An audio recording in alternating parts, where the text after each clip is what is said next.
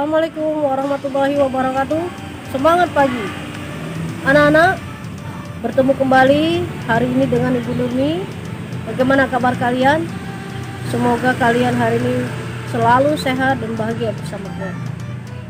Nah anak-anak, hari ini kita akan mempelajari tentang materi IPS ya, masih pada pelajaran tematik dengan materi IPS, yaitu tentang interaksi manusia dengan lingkungan alam, ekonomi, sosial, dan budaya, serta bagaimana pengaruhnya. Sudah siap? Oke, mari kita mulai. Materi kita hari ini tentang interaksi manusia dengan lingkungan dan pengaruhnya. Manusia dan lingkungan tentu saja mempunyai suatu hubungan yang sangat penting. Manusia sebagai makhluk hidup yang bertugas mengatur, menjaga dan melestarikan, dan lingkungan sebagai tempat manusia tinggal. Yuk kita cari tahu dulu apakah yang dimaksud dengan interaksi. Interaksi merupakan suatu bentuk hubungan timbal balik antara individu dengan individu, individu dan kelompok, serta kelompok dengan kelompok. Interaksi manusia bukan hanya dengan individu dan kelompok saja, melainkan mencakup interaksi manusia dengan lingkungan alam, sosial, budaya, dan ekonomi. Dalam interaksi tersebut, terjadi berbagai macam permasalahan yang disebut dengan dinamika interaksi. Dinamika ini mendorong terbentuknya suatu perubahan terhadap hal yang baik ataupun hal yang sebaliknya. Manusia berinteraksi dengan lingkungan hidupnya. Interaksi antara manusia dengan lingkungan hidup merupakan proses saling mempengaruhi antara satu dan lainnya. Lingkungan hidup memiliki pengaruh besar bagi manusia karena merupakan komponen penting dari kehidupan manusia. Begitu pula sebaliknya, manusia memiliki pengaruh besar terhadap lingkungan hidup, dalam hal ini pemeliharaan dan pelestarian. Lingkungan hidup dan manusia terdiri atas lingkungan alam, lingkungan sosial, budaya, dan ekonomi. Yang pertama, interaksi manusia dengan lingkungan alam. Lingkungan alam adalah lingkungan yang terbentuk secara alamiah tanpa campur tangan manusia. Lingkungan alam mencakup semua benda hidup dan tak hidup yang terjadi secara alamiah di bumi. Lingkungan alam terdiri atas komponen abiotik dan biotik. Komponen abiotik adalah segala sesuatu yang ada di lingkungan yang bukan makhluk hidup, sedangkan lingkungan biotik adalah segala benda hidup yang ada di lingkungan. Interaksi antara manusia dan alam dapat dikelompokkan menjadi dua, yaitu interaksi yang menyesuaikan diri dengan alam dan interaksi yang mendominasi alam. Sekarang kita bahas apa itu interaksi manusia yang menyesuaikan diri dengan alam. Contohnya adalah hidup dekat dengan sumber makanannya. Manusia menyesuaikan waktu tanam dengan musim penghujan. Waktu untuk berlayar menyesuaikan dengan keadaan cuaca. Menghindari tinggal di daerah rawan bencana alam dan lain-lain. Lalu yang kedua, interaksi manusia yang mendominasi alam. Ilmu pengetahuan dan teknologi yang dimiliki oleh manusia cenderung melakukan upaya mengambil sumber daya alam. Bahkan, manusia berupaya memodifikasi cuaca dengan mengembangkan teknologi dan hujan buatan. Namun demikian, sampai saat ini manusia belum mampu memperkirakan kapan gempa bumi akan terjadi, jam berapa gunung akan meletus, dan seterusnya.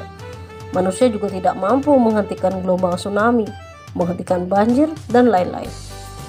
Dalam hal ini, manusia cenderung berupaya menyesuaikan diri.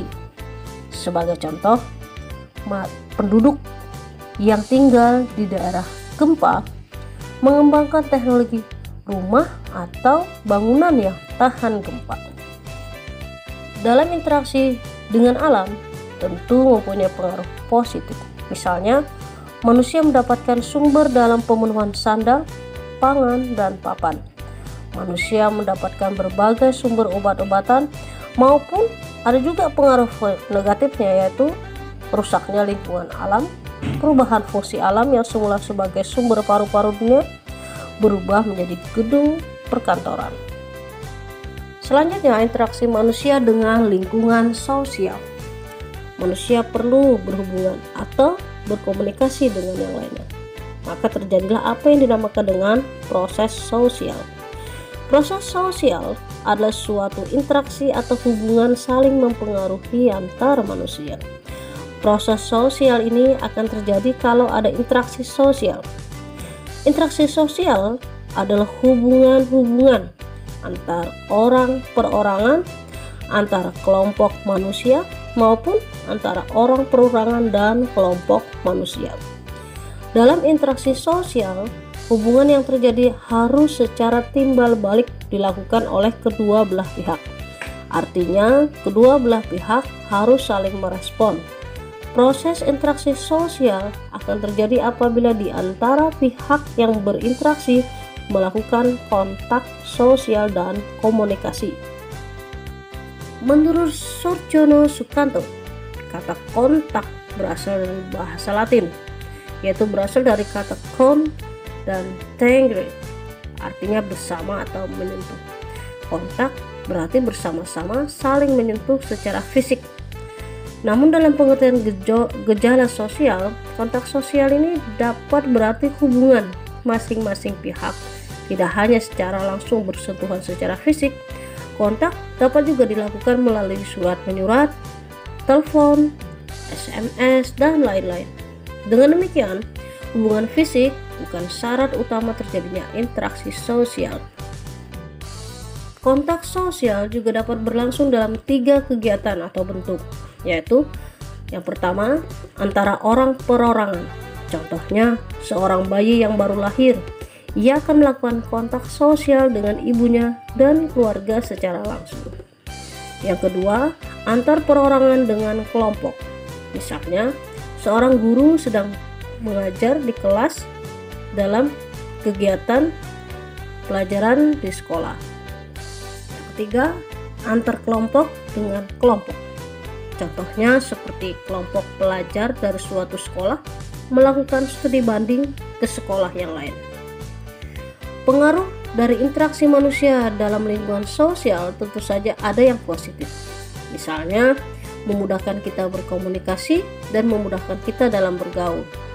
Adapun dampak negatifnya, misalnya terbentuknya kelompok yang bertujuan merugikan orang lain, seperti kelompok tawuran. Berikutnya, interaksi manusia dengan lingkungan budaya.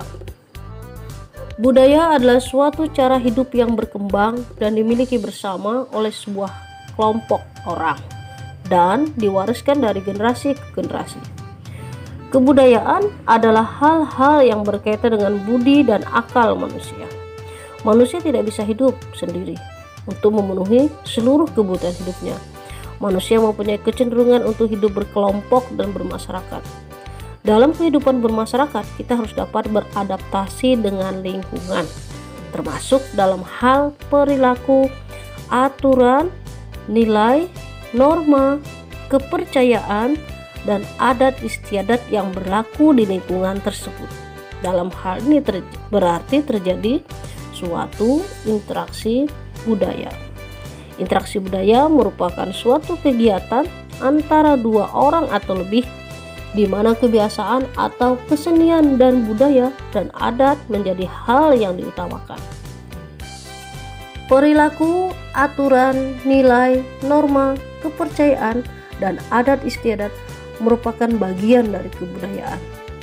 Karena kebudayaan merupakan salah satu unsur penting yang dimiliki oleh suatu masyarakat. Melalui kebudayaan itu dapat dilihat ciri khas setiap suku. Kita seharusnya mengetahui tentang kebudayaan bangsa yang beraneka ragam, sehingga dapat menyesuaikan diri terhadap aturan-aturan dan cara beradaptasi terhadap lingkungan. Hal ini bertujuan agar keberadaan kita dapat diterima dalam suatu kelompok masyarakat. Adapun pengaruh dari adanya interaksi manusia dalam bidang budaya adalah dapat melestarikan budaya dengan cara mempelajari menjaga, dan memberikan identitas tentang budaya kita. Yang terakhir adalah tentang interaksi manusia dengan lingkungan ekonomi. Interaksi ekonomi adalah suatu hubungan dengan keadaan yang saling bergantung satu sama lainnya untuk memenuhi kebutuhan hidup yang berkaitan dengan produksi, konsumsi, dan distribusi terhadap barang dan jasa. Lingkungan ekonomi adalah faktor ekonomi yang mempengaruhi jalannya usaha atau kegiatan ekonomi. Kegiatan ekonomi bisa berupa transaksi barang kebutuhan sehari-hari dan jasa, seperti yang dilakukan oleh seorang guru, dokter, dan lain-lain. Manusia dalam kehidupan sehari-hari melakukan interaksi dengan lingkungan ekonominya. Mereka melakukan aktivitas ekonomi dengan memanfaatkan sumber daya ekonomi yang tersedia. Sumber daya ekonomi adalah alat yang digunakan untuk memenuhi kebutuhan manusia, baik berupa barang maupun jasa, seperti yang tadi Ibu contohkan. Sumber daya alam, tenaga kerja, modal, dan kewirausahaan merupakan sumber daya ekonomi. Sumber daya alam dapat berupa lahan, bahan tambang, hewan, tumbuhan, dan sebagainya. Tenaga kerja merupakan sumber daya ekonomi untuk menghasilkan barang dan jasa. Adapun pengaruh dari interaksi manusia dalam bidang ekonomi diantaranya adalah yang pertama, mendapatkan keuntungan atau devisa. Contohnya, masyarakat yang menebang hutan dan pohon di hutan dan kayu bekas tebangan dapat dijadikan kertas atau bangunan. Nah, jual beli ini bisa memberikan devisa bagi negara. Yang kedua, memenuhi kebutuhan. Masyarakat tentu harus memenuhi kebutuhan hidupnya. Hal ini dapat dilakukan dengan kegiatan ekonomi. Yang ketiga, menyediakan lapangan kerja. Interaksi manusia di bidang ini juga menyediakan lapangan kerja bagi produsen dan distributor.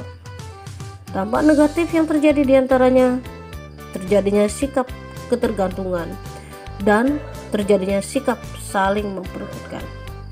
Nah anak-anak, sekian penjelasan Ibu tentang interaksi manusia dan pengaruhnya.